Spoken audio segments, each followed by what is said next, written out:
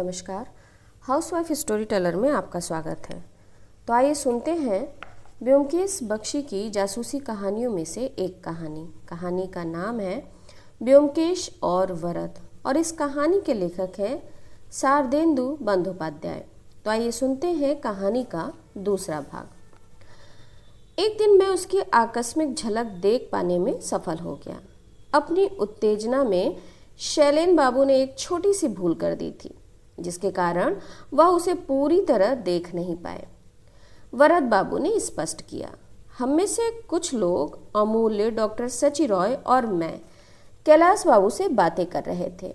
हम लोग उन्हें कमरा छोड़ने की सलाह दे रहे थे, इसलिए हमारा ध्यान खिड़की से हट गया।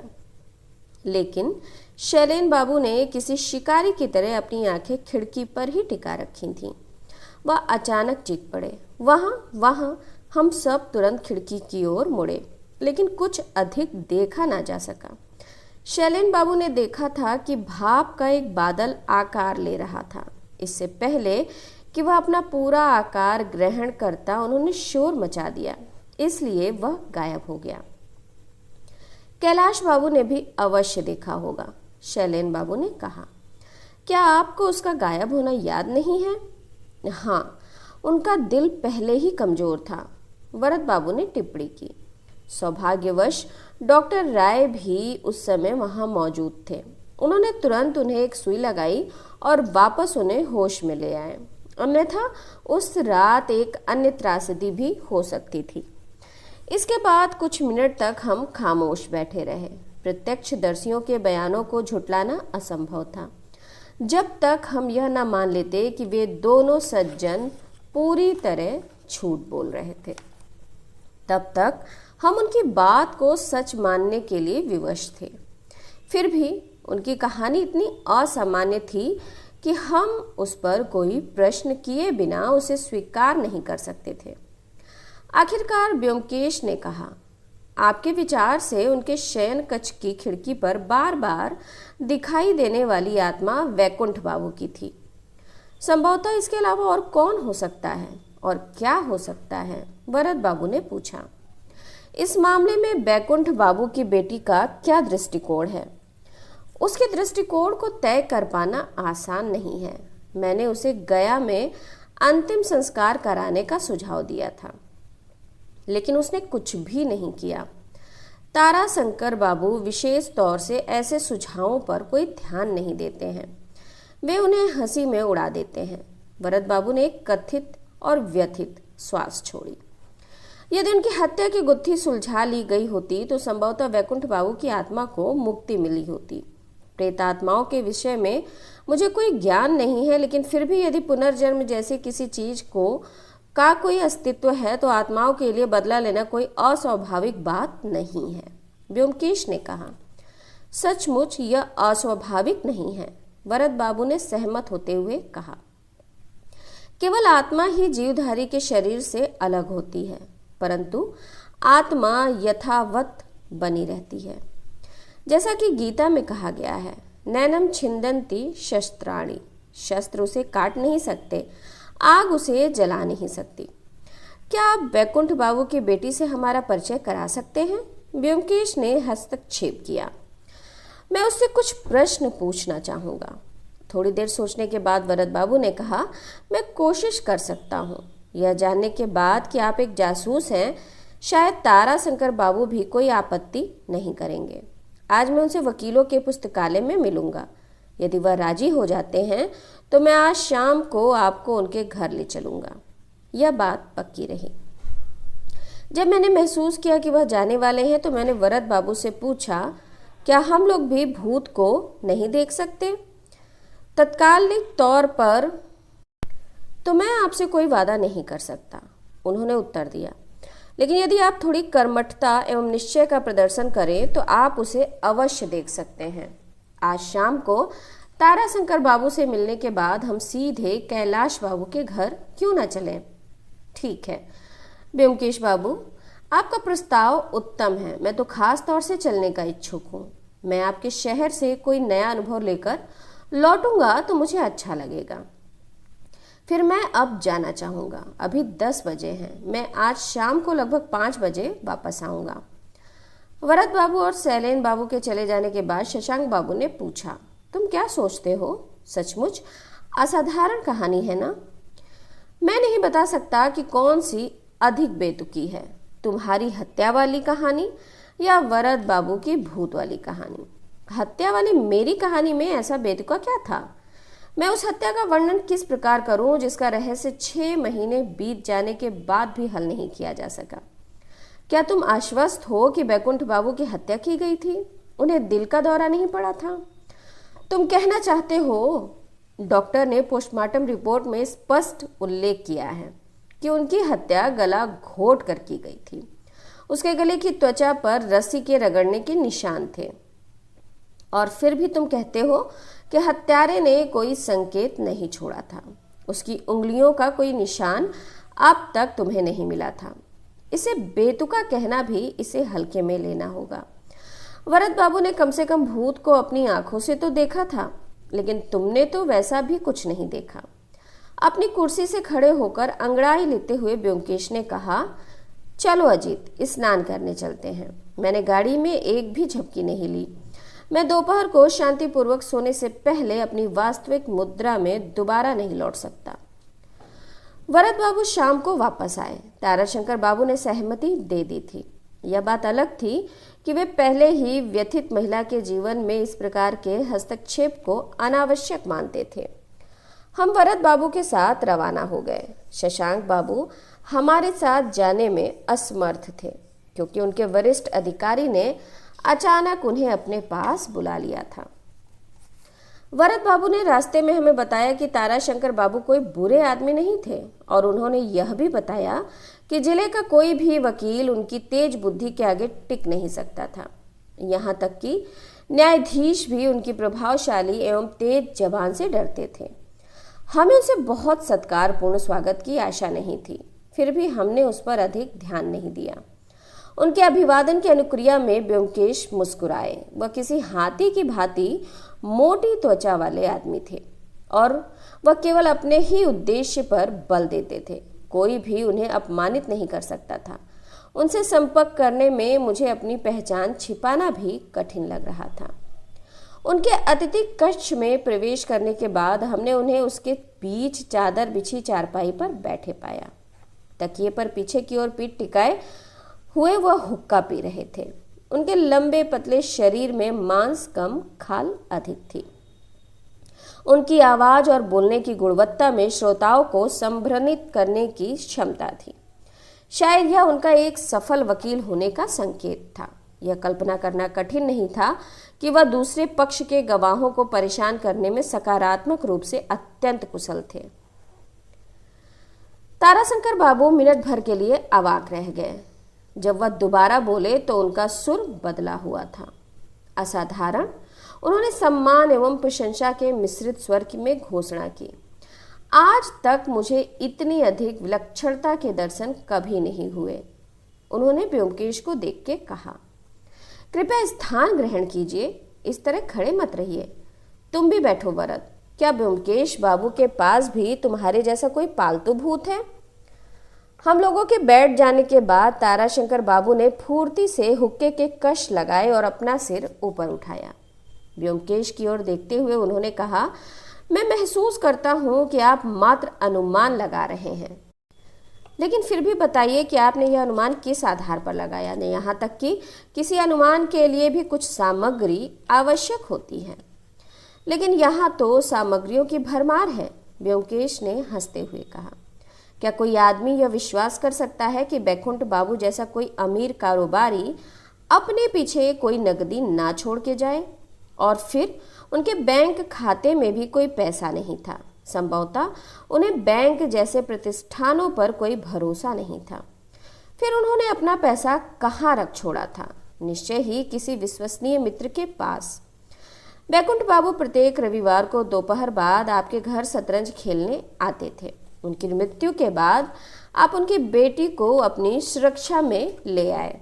इन सब कारणों के होते हुए कोई भी आसानी से यह निष्कर्ष निकाल सकता है कि आप उनके अत्यंत विश्वसनीय मित्र थे। हुक्के के कुछ और कश लगाने के बाद ताराशंकर बाबू ने कहा, कारण है, आप संदेह कर सकते हैं कि मैं अपने मित्र द्वारा मेरी सुरक्षा में छोड़े गए धन को ऐंठने की कोशिश कर रहा हूँ। मुझे इसकी जरा सी भी परवाह नहीं है। इसे गुप्त रहने के पीछे एक भिन्न कारण है। क्या मैं जान सकता हूँ कि वह कारण क्या है? अपनी त्योरियां चढ़ाते हुए ताराशंकर बाबू इस विषय में कुछ देर तक सोचते रहे। उसके बाद उन्होंने घर के अंदर जाने वाले दरवाजे पर लगे पर्दे की ओर देखते हुए निम्न स्वर में कहा, शायद आप इस बात से अनभिज्ञ हैं कि वैकुंठ का एक बदमाश दामाद है। इसकी बजाय कि वह अपनी पत्नी को आश्रय दे, वह एक सर्कस के साथ सारे देश में घूमता रहता है। वर्तमान में मुझे इस बात की कोई जानकारी नहीं है कि वह बदमाश कहाँ है, परंतु यदि उसे किसी भी तरीके से ज्ञात हो जाएगा कि उसकी पत्नी के पास काफ़ी धन है, तो वह उसे जबरन अपने साथ ले जाएगा। कुछ दिनों में सारा पैसा उड़ाकर वह दुष्ट फिर भाग जाएगा। आप तो जानते ही हैं कि मैं ऐसा नहीं होने देना चाहता। मैं समझ गया, व्योमकेश ने धीरे से कहा। उनकी नजरें पर्दे पर टिकी थीं। बैकुंठ के पास जो कुछ भी था वह पहले ही चोरी चला गया है। ताराशंकर बाबू ने अपनी बात जारी रखी। व्योमकेश ने कहा कि मुझे वैकुंठ जी की पुत्री से मिलना है। उसको बुलाया गया। जैसे ही वह कमरे में आई, व्योमकेश ने उसे सिर से पांव तक फुर्ती से देखा और शांत स्वर में कहा, शायद तुम यह बात जानती हो कि अपने पिता की मृत्यु के बाद तुम पूरी तरह कंगाल नहीं हुई हो। जी हाँ, ताराशंकर बाबू ने तुम्हें यह बात अवश्य बताई होगी कि तुम्हारे 17,000 रुपये उनके पास सुरक्षित रखे हुए हैं। जी हाँ। व्योमकेश थोड़ा निराश नजर आए। कुछ सोचने के बाद उन्होंने अपनी बात पुनः शुरू की। तुम्हारा पति कितने समय से गुमशुदा है? 8 वर्ष से। इस दौरान तुमने एक भी बार उसको देखा? जी नहीं। उसका कोई पत्र तुम्हें मिला? जी नहीं। तुम नहीं जानती कि वो इस समय कहाँ है? जी नहीं। यदि उसे यह पता चले कि तुम्हें अपने पिता से विरासत में कुछ धन मिला है, तो क्या उसके लौटने और तुम्हें उसके साथ ले जाने की कोई संभावना है? कुछ मिनट की खामोशी के बाद उसने कहा, जी हाँ। तुम उसके साथ रहने की इच्छुक नहीं हो। मैंने ध्यान दिया कि ताराशंकर बाबू इस बीच रहस्यमय तरीके से मुस्कुरा रहे थे। व्योमकेश ने अपने प्रश्नों की दिशा बदली। तुम्हारा पति कहाँ का रहने वाला है? जैसोर। क्या उसका परिवार अभी वहाँ है? जी नहीं।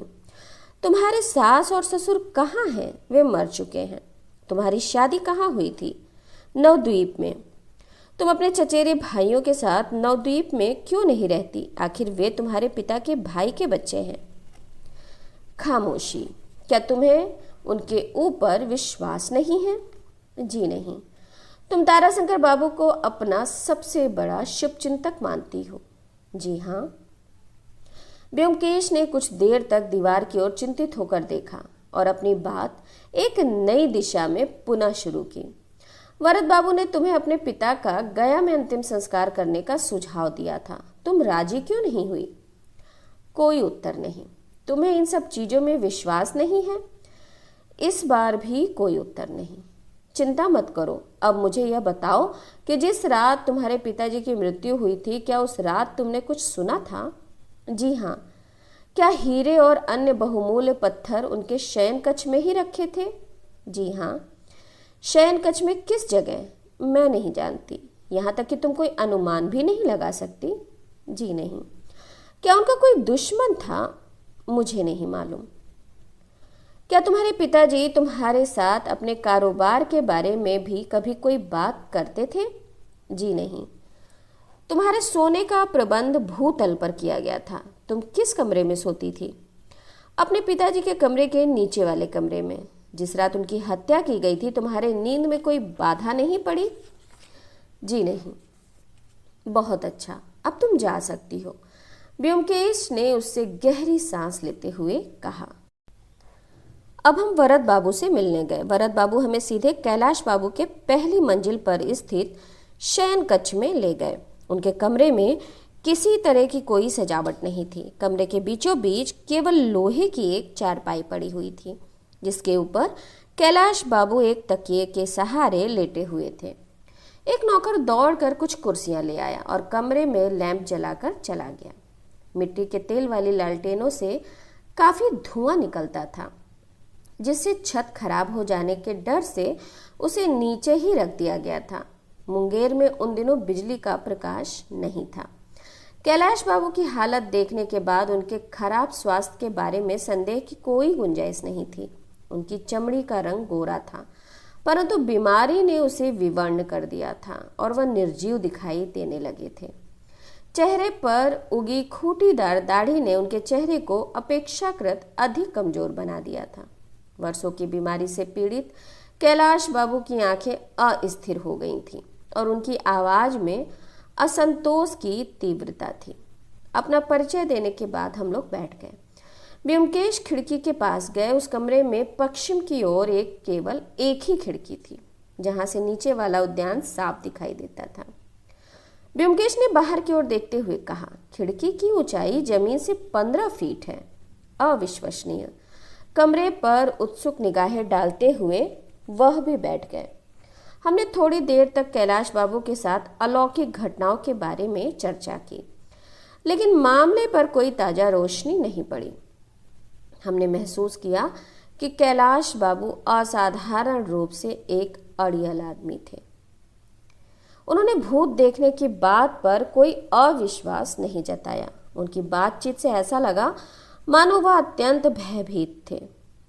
अचानक कैलाश बाबू ने ऐसी बात कही जिसने हमें चौंका दिया। हर एक आदमी मुझे यह घर छोड़ने के लिए कहता है, उन्होंने अपनी पारंपरिक चिढ़ी चिढ़ी आवाज में कहा। लेकिन मेरे दोस्तों, यदि मैं यहाँ से चला जाऊं तो उससे मुझे क्या मदद मिलेगी, क्योंकि मैं जहां भी जाऊंगा यह घटना वहां भी होगी। इन भुतेई कहानियों के पीछे का असली कारण कोई भी नहीं जानता। इसे तो केवल मैं ही जानता हूँ। आप लोगों के मन में शायद यह विचार है कि वैकुंठ बाबू की आत्मा यहाँ बार बार चक्कर लगाती रहती है। उसमें कतई कोई सच्चाई नहीं है। असली कहानी इससे बिल्कुल भिन्न है। आपके कहने का क्या अर्थ है? हमने उत्सुकता पूर्वक पूछा। वैकुंठ क्या खाक यहाँ आएगा? यह एक राक्षस का कृत्य है। मेरा अपना पुत्र मुझे परेशान कर रहा है। क्या? कैलाश बाबू का विवर्ण चेहरा थोड़ा चमक उठा। सीधे बैठते हुए उन्होंने आवेशित स्वर में कहा, हाँ, मेरा निकम्मा लड़का कुत्तों की सोहबत में पड़ गया है। एक भले आदमी का अकेला लड़का और एक जमींदार का एकमात्र उत्तराधिकारी होने के बावजूद वह दुष्टों का साथ दे रहा है।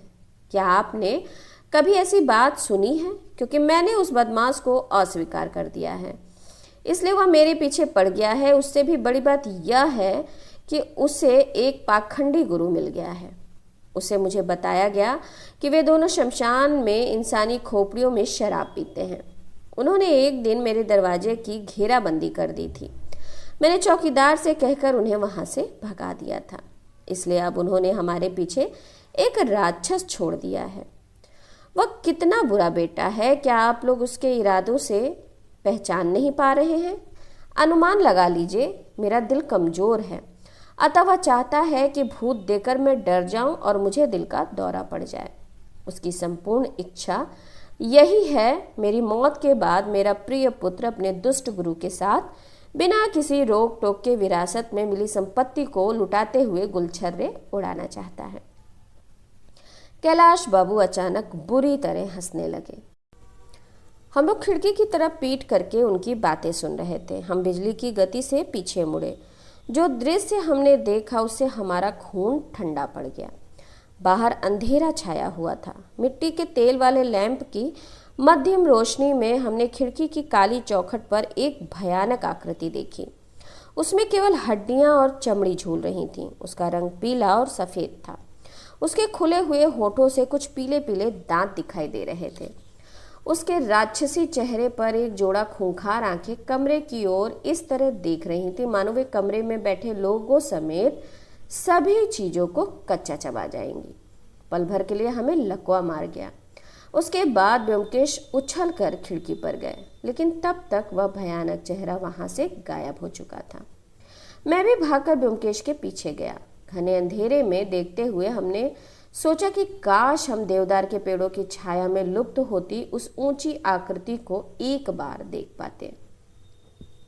ब्योमकेश ने खिड़की की बाहर माचिस जलाकर देखा। हमें वहां कोई सीढ़ी अथवा दीवार पर चढ़ने का कोई अन्य सामान दिखाई नहीं पड़ा। दरअसल दीवार पर कोई मुंडेर भी नहीं थी जिस पर कोई आदमी खड़ा हो सके। ब्योमकेश की दिया सलाई बुझ गई और वह धीरे धीरे अपनी कुर्सी पर आकर बैठ गए। वरद बाबू तब तक वहीं बैठे रहे थे। क्या तुमने उसे देखा? उन्होंने ब्योमकेश की ओर मुड़ते हुए कहा। मैंने देखा। वरद बाबू गौरवान्वित होते हुए मुस्कुराए। उनकी आंखें विजय के गर्व से चमक रही थीं। वह किस तरह दिखाई देता था? उन्होंने पूछा। कैलाश बाबू ने उत्तर दिया। अब तक तकिए के सहारे बिस्तर पर पड़े हुए उन्होंने निराशापूर्ण दावा किया। अरे, वह और किस तरह दिख सकता था? वह एक राक्षस था। वह मुझे बिना लिए यहां से नहीं जाएगा। भय हमारा सबसे बड़ा शत्रु है, कोई भूत अथवा राक्षस नहीं, ब्योमकेश ने अत्यंत सौम्य स्वर में कहा। मेरा सुझाव है कि आप इस घर को छोड़ क्यों नहीं देते हैं? मैं भी आपकी बात से सहमत हूँ, वरद बाबू ने अपनी बात जोड़ते हुए कहा। मैं इस बात से सहमत हूँ कि इस घर पर कोई बुरी छाया है। यह किसी राक्षस का अथवा अन्य किसी चीज का मामला नहीं है। बैकुंठ बाबू की अकाल मृत्यु के बाद से यह सब हो रहा है। राक्षस हो या बैकुंठ बाबू, कुल मिलाकर लब्बो-लुआब यह है कि कैलाश बाबू का स्वास्थ्य इस दशा में नहीं है कि वह ऐसे झटके झेल सके। इसलिए सबसे अच्छा उपाय यही है कि वे इस घर से बाहर चले जाएं। रविवार की सुबह चाय पीते हुए ब्योमकेश ने कहा, शशांक, अब हमें अपना लंगर उठा लेना चाहिए। हमें यहाँ रहते काफी समय हो गया है। इतनी जल्दी? शशांक बाबू ने कहा। तुम दोनों यहाँ कुछ दिन और क्यों नहीं ठहर जाते? तुम्हारे पास कलकत्ता में तत्काल कोई काम नहीं है, क्यों? उन्होंने जो कुछ कहा वह मात्र सदस्यता का परिचायक था, परंतु उनके स्वर में उत्साह का अभाव था। शायद नहीं, ब्योमकेश ने उत्तर दिया, लेकिन आदमी को अपनी दुकान खुली रखनी चाहिए। क्या पता कब कौन सा ग्राहक आ जाए। यह बात सच है। तुम कब जाने के बारे में सोच रहे हो? आज हमने बड़े आराम से अपनी छुट्टियां बिताई। मैं इसे बहुत दिनों तक याद रखूंगा। आज? अच्छी बात है, अपनी तैयारी करो। शशांक बाबू ने कुछ देर खिड़की के बाहर देखने के बाद मंद स्वर में पूछा। परंतु यह सारा मामला अभी तक सुलझा नहीं है। मैं इस बात से इनकार नहीं करता कि यह एक पेचीदा मामला है, परंतु तुम्हारी प्रतिष्ठा पर विचार करते हुए मैंने उम्मीद की थी कि तुम इस मामले को हल कर दोगे। तुम किस संदर्भ में बात कर रहे हो? बैकुंठ बाबू की हत्या के बारे में? क्या तुम उसे भूल गए हो?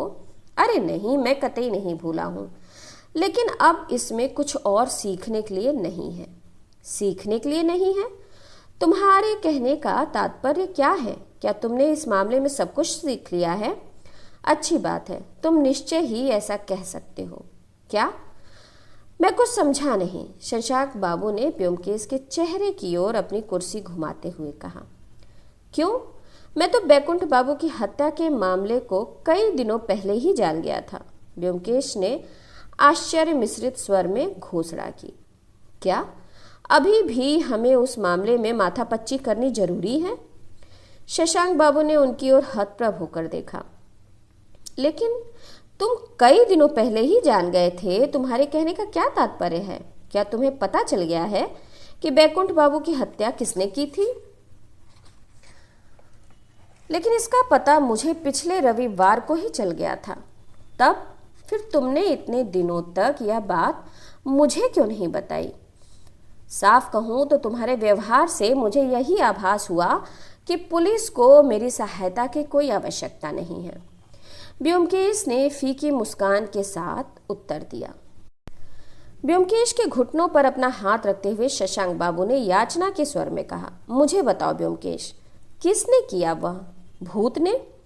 हतप्रभ शशांक बाबू ने कुछ देर तक खामोशी से ब्योमकेश की ओर देखा। तत्पश्चात उन्होंने कहा, क्या तुम मजाक कर रहे हो? भूत ने उनकी हत्या की थी? मेरे कहने का अर्थ कुछ वैसा ही है। धूल में लठ मत मारो ब्योमकेश, शशांक बाबू ने अधीर होते हुए कहा। यदि तुम्हें सचमुच यकीन है कि उनकी हत्या भूत ने की, तब उन्होंने निराश होकर अपना माथा पीटा। ब्योमकेश मन ही मन मुस्कुराए। बरामदे में एक चक्कर काटने के बाद उन्होंने कहा, यदि मुझे आज तुम्हें सारा विवरण देना पड़ेगा तो मैं आज यहाँ से जा नहीं सकूँगा। मुझे आज रात फिर यहाँ रहना होगा और ठहरना होगा। तुम इसे तब तक नहीं समझ सकोगे जब तक कि मैं अपराधी को पुलिस के हाथों में नहीं सौंप देता। कैलाश बाबू आज अपना घर बदल रहे हैं, इसलिए मुझे आज रात को हत्यारे को पकड़ने की उम्मीद है। इतना कहकर वह शांत हो गए। कुछ पल बाद उन्होंने अपनी बात आगे बढ़ाई। ऐसा लगता है कि कोई वैकुंठ बाबू की बेटी को लेकर अत्यंत नाराज है। उन सब चीज़ों पर ध्यान मत दो। अब मुझे यह स्पष्ट करने दो कि हमें अनिवार्यता करना क्या है। कमरा बंद करने के बाद ब्योमकेश ने अपनी टॉर्च बुझा दी। फर्श पर पसरते हुए उन्होंने सौम्य स्वर में हमसे बैठने के लिए कहा। अभी कोई पता नहीं है कि हमें कितनी देर तक यहाँ इंतजार करना पड़े। उसके बाद हमने अंधेरे में अपनी निगरानी शुरू कर दी। हम शांत और स्थिर होकर बैठ गए। खजाने की घड़ी ने घंटा बीतने की ध्वनि दी। रात के 11 बज गए थे। हमें इस बात का कोई पता नहीं था कि वे कब आएंगे। इस बीच मेरी पलकें भारी होने लगीं। मैंने आत्मा लाप करते हुए कहा, अभी तो रात शुरू ही नहीं हुई है। मैंने जम्भाई लेने के लिए अभी अपना मुंह खोला ही था कि ब्योमकेश ने अपने पंजे से मेरा घुटना पकड़ लिया। जम्भाई अधबीच खत्म हो गई। खिड़की के पास कोई आवाज हुई। मैं कुछ भी नहीं देख सका। मेरे कानों में अस्पष्ट सी आवाज पड़ी।